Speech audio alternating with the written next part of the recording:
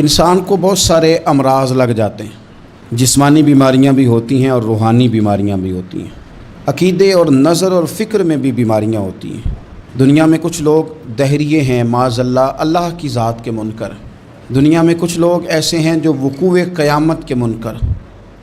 دنیا میں معاذ اللہ کچھ لوگ ایسے ہیں جو عذاب قبر کے انکاری۔ دنیا کے اندر آپ کو وہ لوگ بھی ملیں گے جو کہتے ہیں دنیا خود بخود وجود میں آ گئی۔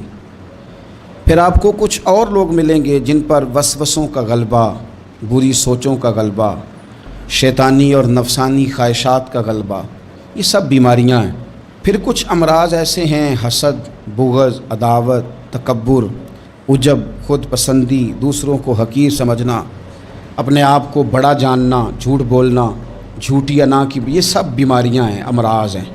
جسمانی مرض بھی بندے کو پریشان کرتا ہے، روحانی مرض بھی پریشان کرتا ہے۔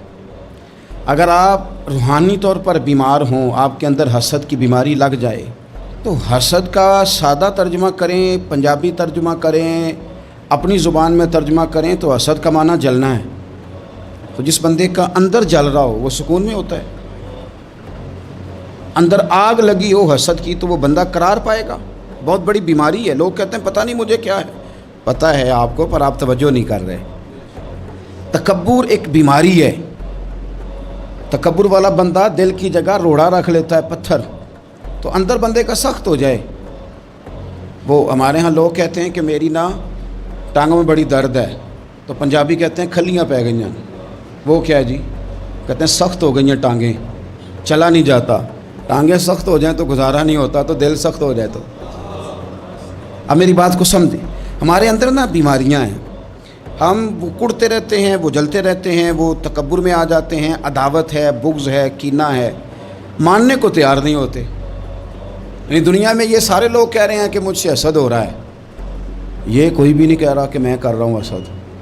تو اگر سب سے ہو رہا ہے تو وہ بندہ کہاں ہے جو کر رہا ہے؟ سب کہتے ہیں کہ بڑا تکبر آ گیا جی لوگوں میں، تو وہ لوگ کدھر ہیں جی جو تکبر کر رہے ہیں؟ وہ بھی، اس کو بھی تو ماننا چاہیے نا میں کرتا ہوں۔ تو یہ ساری بیماریاں، جسمانی، بلڈ پریشر، شوگر اور ہیپاٹائٹس اور معاذ اللہ کینسر، اور یہ سب بیماریاں روحانی بھی جسمانی بھی، تو یا اللہ جائیں کدھر؟ فرمایا وَنُنَزِّلُ مِنَ الْقُرْآنِ مَا هُوَ شِفَاءٌ وَرَحْمَةٌ لِّلْمُؤْمِنِينَ۔ فرمایا میں نے جو تمہیں قرآن عطا فرمایا ہے نا، تو اس میں مومنوں کے لیے شفا بھی ہے اور رحمت بھی ہے۔ یہ تمہاری تمام بیماریوں کی شفا ہے، اس میں تمام بیماریوں کی۔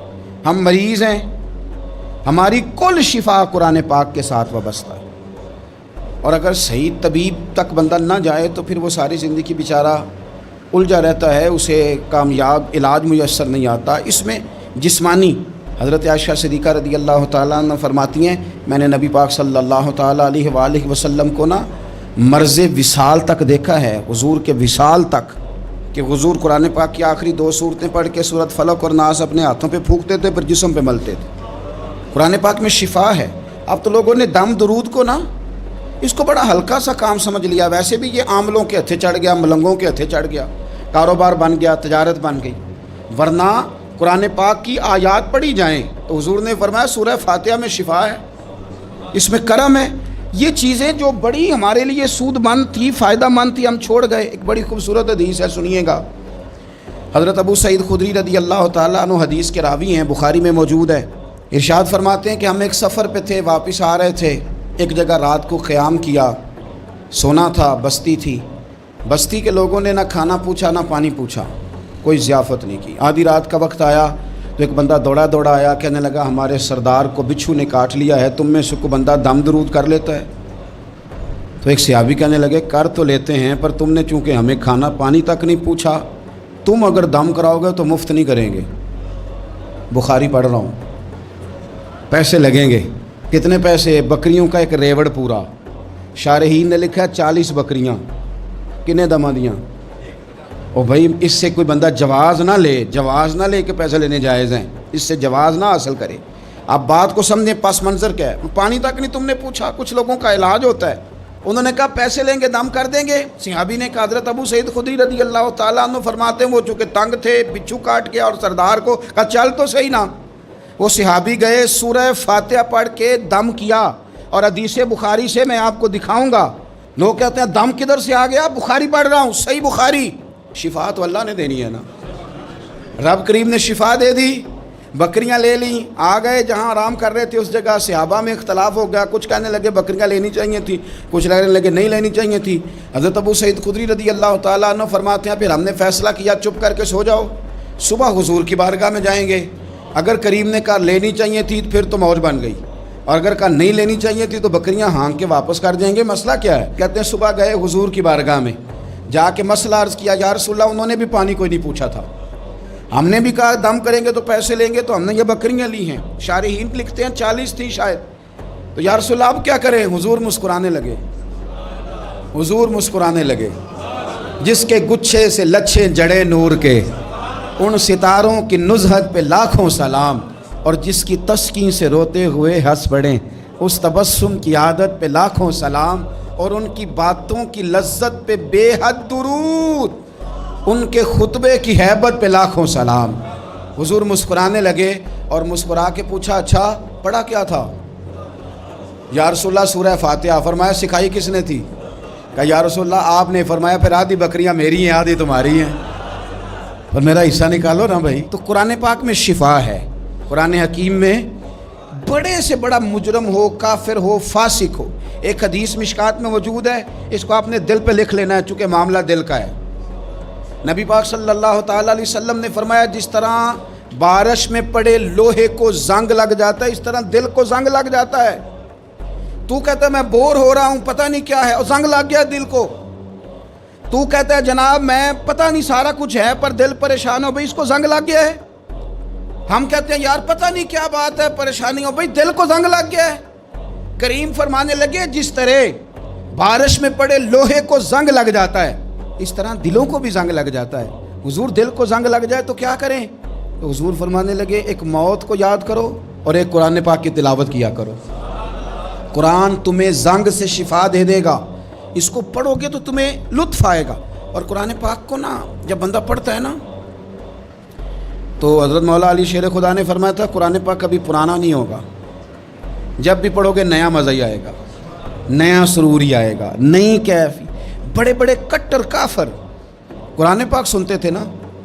ایک دن عتبہ کہنے لگا ابو جہل سے اور دیگر لوگوں سے کہ بڑی ہو گئی لڑائی، بڑی ہو گئی بحث، اس طرح کرتا ہوں میں جا کے نا تو محمد ابن عبداللہ صلی اللہ، میں جا کے بات کرتا ہوں حضور سے۔ عتبہ آ گیا کہنے لگا میں مذاکرات کرتا ہوں۔ صاحب نے کہا چل تو سیانا آدمی ہے، سمجھدار ہے، چلا جا۔ جا کے نا تو وہی باتیں جو وہ ہمیشہ کرتے تھے، نبی کریم علیہ السلام سے کہنے لگا ہم سارے آپس میں ہیں، برادری ہے، قبیلہ ہے، ایک شہر ہے، پھر بھی لڑائیاں شروع ہو گئی ہیں۔ جو آپ کا کلمہ پڑھتے ہیں وہ الگ ہو گئے، جو ہمارے معاذ اللہ طریقے پہ ہیں وہ الگ ہیں، تو کوئی بات چیت نہ کر لیں بیٹھ کے۔ تو حضور نے فرمایا کرو نا۔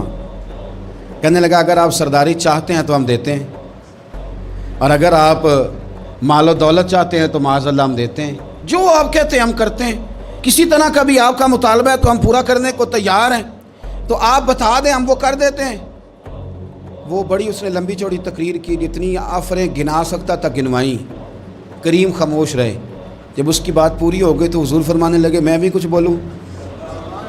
کہنے لگا بولیں۔ میرے نبی پاک نے قرآن پاک پڑھنا شروع کر دیا، چند آیتیں پڑھی، کھڑا تھا بیٹھ گیا، پھر اٹھ پڑا، کبھی ادھر جاتا ہے کبھی ادھر آتا ہے۔ حضور نے تلاوت ختم کی، کہا کوئی بات کرنی ہے؟ کہنے لگا نہیں مجھے اجازت دے دے۔ واپس گیا، جب گیا نا تو ابو جہل دور سے دیکھ کے کہنے لگا جو گیا تھا وہ تو عتبہ تھا، اور یہ جو آ رہا ہے یہ کوئی اور ہے، یہ کوئی اور ہے، یہ وہ نہیں ہے جو گیا تھا۔ واپس آیا تو کہا کیا طے ہوا؟ کہنے لگا یار طے کیا کرنا ہے، میں نے شاعر بھی دیکھے، کاہن بھی دیکھے، جادوگر بھی دیکھے، میں نے زمانہ گھوما ہے، پر جو قرآن وہ پڑھتے ہیں وہ بندے کا کلام نہیں، وہ رب کریم کا ہی کلام ہے، وہ اللہ کا کلام ہے۔ تم نہیں مقابلہ کر سکتے، تم باز آ جاؤ، وہ تمہارے بس کی بات نہیں۔ تیرے آگے ہیں یوں دبے لچے فصحا عرب کے بڑے بڑے، کوئی جان منہ میں زبان نہیں بلکہ جسم میں جان نہیں، اور کروں تیرے نام پہ جان فدا، نہ بس ایک جان دو جہاں فدا، میرا دو جہاں سے بھی نہیں جی بھرا، میں کروں کیا کروڑوں جہاں نہیں۔ تو طفیل بن عمر دوسی مکہ شریف آئے تجارت کے لیے، پہلے بھی آیا کرتے تھے، کہتے ہیں میں بہترین شاعر تھا، مکے آیا، سامان بیچتا تھا، کچھ خرید کے لے جاتا تھا۔ ابو جہل مجھے کہنے لگا تو ہمارا دوست ہے، پرانا سجن ہے، تیرا آنا جانا ہے، اور تجھے یہاں اس شہر میں چونکہ تو ہمارا مہمان ہے تو ہر بات سے آگاہ کرنا ہمارا ذمہ داری ہے۔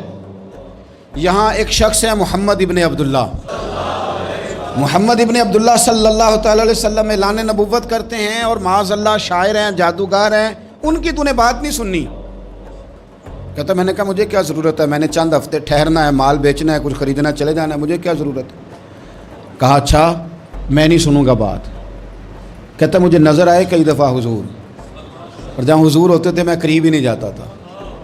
کہتے ہیں ایک دن نا حرم شریف میں سادے سے کپڑے اور پاؤں میں سونے جوتے اور سر پہ یوں امامہ کے جیسے فرشتے بھی جھک جھک کے زیارت کرتے ہیں۔ کہتے ہیں کہ نور بھری کیفیات حضور تشریف لائے، اور تشریف لا کے رسول کائنات علیہ السلام حرم کعبہ کے ساتھ ٹیک لگا کے بیٹھ گئے، سر سے لے کر پاؤں تک تنویر ہی تنویر ہے۔ حضور تشریف فرما ہوئے، قرآن پاک پڑھنے لگے۔ میں جب حضور کے قریب سے گزرتا تھا تو کانوں میں روئی دے کے گزرتا تھا، پر طفیل کہتے ہیں آج نا تھوڑی سی آواز میرے کانوں میں گئی، قرآن پڑھا محبوب نے۔ اور ویسے بھی کیا کمال ہوگا جب یاسین والے نبی خود یاسین پڑھتے ہوں، جب طٰہٰ والے نبی اپنی زبان سے طٰہٰ کی تلاوت کرتے، وَالضُّحَىٰ وَاللَّيْلِ إِذَا سَجَىٰ جن کے بارے میں آیا جب وہ تلاوت کرتے ہوں، أَلَمْ نَشْرَحْ لَكَ صَدْرَكَ جن کے سینے کی تعریف اللہ نے کی، جب وہ ان آیتوں کی تلاوت کرتے ہوں گے تو کیا شان ہوگی۔ جن کو رب کہے وَلَسَوْفَ يُؤْتِيكَ رَبُّكَ فَتَرْضَىٰ حبیب تجھے اتنا دوں گا کہ تو راضی ہو جائے گا۔ تو جب حضور خود یہ آیتیں پڑھتے ہوں گے تو انداز کیا ہوتا ہوگا۔ کہتے ہیں وہ تھوڑی آیتیں سنی پر قربان جائیں میرا تو کوئی دل ہی بدل گیا۔ میں بڑا بہترین شاعر تھا، لفظوں کے تراشے مجھے خوب آتے تھے، الفاظ کے بام و در سے میں آگاہ تھا، اچھا ادب میں جانتا تھا، پر میں نے کہا یہ کلام، یہ انداز، لو انزلنا هذا القرآن على جبل لرأيته خاشعا متصدعا من خشیۃ اللہ، یہ انداز پتھروں پہاڑوں پہ جائے تو وہ ریزہ ریزہ ہو جائیں۔ کہتے ہیں تھوڑا سا پڑا قریب نے اور پھر نظریں جھکائے ہوئے حضور اپنے گھر گئے، سرکار چلے تو میں پیچھے پیچھے، حضور گھر میں چلے گئے تو میں نے دروازے پہ دستک دی، باہر آئے، سلام لی۔ میں نے کہا محبوبہ وہ جو آپ پڑھ رہے تھے تھوڑا اور نہیں سنا دیتے، تھوڑا اور نہیں تلاوت کر دیتے؟ کہتے ہیں رسول پاک نے نا پھر قرآن پڑھنا شروع کیا۔ میں کبھی بیٹھتا تھا کبھی اٹھتا تھا، جب حضور نے تلاوت مکمل کی تو میں نے آگے بڑھ کے ید اللہ والا ہاتھ تھاما اور دست مبارک پکڑ کے کہا سونیا، یہ مجھے کہتے تھے نہ سننا، میں نے زمانہ دیکھا ہے، میں کوئی عام آدمی نہیں، میں سردار ہوں، میں نے دنیا دیکھی ہے، مجھے قسم ہے جو آپ کی زبان سے نکل رہا ہے وہ بشر کا کلام نہیں، آپ مجھے کلمہ پڑھائے، میں مسلمان ہونا چاہتا ہوں۔ بڑے بڑے کفل ٹوٹے۔ حضرت عمر بھی آئے تو آئے قرآن کی تاثیر کی برکت سے۔ حضرت صدیق اکبر نا اپنے گھر کے سین میں بیٹھ کے قرآن پاک پڑھتے تھے تو رویا کرتے تھے، روتے تھے۔ مکے کے کچھ سردار کٹھے ہو کے نبی کریم کی بارگاہ میں گئے، کہنے لگے ایک تو صدیق اکبر کو منع کریں کہ قرآن اونچا نہ پڑھا کریں، اور اگر اونچا پڑھنا ہے تو پھر ان سے کہیں پڑھ کے رویا نہ کرے۔ حضور نے فرمایا اپنے گھر میں بیٹھ کے پڑھتا ہے، روتا ہے، تمہیں کیا ہے؟ یا رسول اللہ یہ ابو بکر صدیق جب قرآن پاک کی تلاوت کر کے روتے ہیں نا تو ہماری بچیاں بھی رونے لگتی ہیں، ہماری عورتیں گھر کا کام کاج چھوڑ کے تو صدیق اکبر کے دروازے پہ کھڑی ہو کے روتی رہتی۔ حضور ان سے کہیں یہ قرآن سے جو شغف ہے ان کا، کہاں گئے مسلمان جو قرآن پڑھنے والے تھے، کدھر گئے؟ سارا کچھ ہی ہمارا موبائل لے گیا۔ میں کس طرح یہ بات بیان کروں کہ کچھ لوگوں نے رمضان میں بھی قرآن پاک ایک بھی ختم نہیں کیا، رمضان شریف میں بھی ایک قرآن پاک کی توفیق نہیں ہوئی، لے گیا سارا کچھ، ہماری خوش گپیاں، کمال ہو گئی، ہم نے سوچا ہی نہیں، فکر ہی نہیں کی۔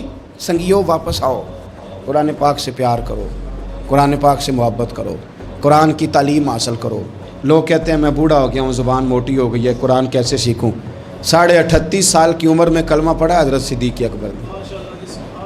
کچھ صحابہ ان سے بھی عمر میں زیادہ تھے، تو بڑی عمر میں دین سیکھا کہ چھوٹی عمر میں سیکھا؟ ہمیں کیا ہو گیا ہے؟ قرآن پاک کی طرف توجہ کرو۔ میرے نبی پاک علیہ السلام نے فرمایا اس قرآن کی برکت سے اللہ قوموں کو عروج عطا کرے گا، اس کی برکت سے ہی قوموں کو زوال ہوگا۔ حضرت عائشہ صدیقہ کہتی ہیں حضور رات کو نماز کی نیت باندھتے تھے تو ایک ہی آیت پڑھتے تھے، ساری رات ایک ہی آیت پڑھتے رہتے تھے، روتے رہتے تھے، اور جب حضور روتے تھے تو جس طرح ہنڈیا ابلے تو آواز آتی ہے، اس طرح حضور کے سینے سے آواز آتی تھی۔ جبیر بن مطعم کہتے ہیں میں بدر کے قیدیوں کے بارے میں بات کرنے آیا حضور سے، تو نبی پاک مغرب کی جماعت کرا رہے تھے۔ جب میں مدینے پہنچا تو مسجد نبوی کے باہر کھڑے ہو کے میں نے حضور کی تلاوت سنی۔ فرماتے ہیں بس میں تو بات کرنے آیا تھا نا، تو وہ آیتیں سنی تو مجھے یوں لگا مجھ پہ بجلیاں گر رہی۔ کون ہے جو میرے دل کے کفر اور کفل دھو رہا ہے؟ بس قرآن سنتا گیا اور رب مجھے ایمان کی توفیق عطا فرماتا گیا۔ میں نے کلمہ پڑھ لیا، مسلمان، قرآن ہی ہمارے ہر مسئلے کا حل ہے، میں کیا کروں؟ قرآن پڑھتے ہیں ہمارے ہاں، پر قبروں پہ پڑھا جاتا ہے، پر ختموں پہ۔ کیا قرآن پاک کا یہ حق نہیں تھا کہ وہ شادی والے دن بھی پڑھا جاتا؟ کیا قرآن پاک کا یہ حق نہیں تھا کہ وہ اسمبلی میں بھی پڑھا جاتا؟ قرآن پاک نہ شکایت کر رہا ہے، شکایت کرتا ہے کہ ان لوگوں نے نا مجھے ختموں پہ پڑھا ہے، اسمبلی میں نہیں پڑھا۔ وزیر اعظم کے خطاب سے پہلے تلاوت ہوتی ہے تو یہ تلاوت کے بعد یہ اعلان کیوں نہیں کرتے کہ ہم کریں گے وہ جو قرآن کہے گا؟ صدر کے خطاب سے پہلے تلاوت کراتے ہو تو یہ کیوں نہیں کہتے کہ اب ہوگا وہ جو قرآن کہہ رہا ہے؟ اسمبلی کا اجلاس تلاوت قرآن پاک سے شروع کرتے ہو تو یہ بھی تو کہو نا قرآن کے مطابق فیصلے ہوں گے۔ عدالتوں میں قسمیں اٹھانے کے لیے قرآن رہ گیا ہے، اس پہ ہاتھ رکھ کے کہو جو کہوں گا سچ کہوں گا۔ آج کے بعد وکیل بھی ہاتھ رکھے نا قرآن پاک پہ، جج بھی ہاتھ رکھے قرآن پاک پہ، گواہ بھی رکھے، ملزم بھی رکھے، اور مدعی بھی بتائے کہ اس نے پرچہ صحیح درج کرایا ہے، اس نے صحیح درج کرایا ہے، نام صحیح لکھوائے ہیں، اور یہ سارے بتائیں جج سے لے کر ملزم تک کہ ہم فیصلہ وہ کریں گے جو قرآن پاک نے ہمیں کہا ہے۔ صرف قسموں کے لیے رہ گئے۔ دو صورتیں پڑھنی نہیں آتی اور تم بیچ میں قرآن پاک کو لا کے قسمیں اٹھاتے ہو۔ وہ تاجر جو دکان شروع کرنے سے پہلے تلاوت کراتا ہے، کس لیے کراتا ہے؟ کہ میں تجارت قرآن پاک کے مطابق کراؤں گا، اس لیے کراتا ہے۔ وہ تو کہتا ہے ذرا دکان صحیح چلے، ذرا برکت آ جائے۔ برکت نری تلاوت کرانے سے نہیں آئے گی، قرآن کے مطابق تجارت کر، پھر زیادہ برکت آئے گی۔ قرآن کے مطابق، قرآن کے علم کو عام کیا جائے، قرآن کے نور کو عام کیا جائے، قرآن پاک کے ادارے مضبوط کیے جائیں۔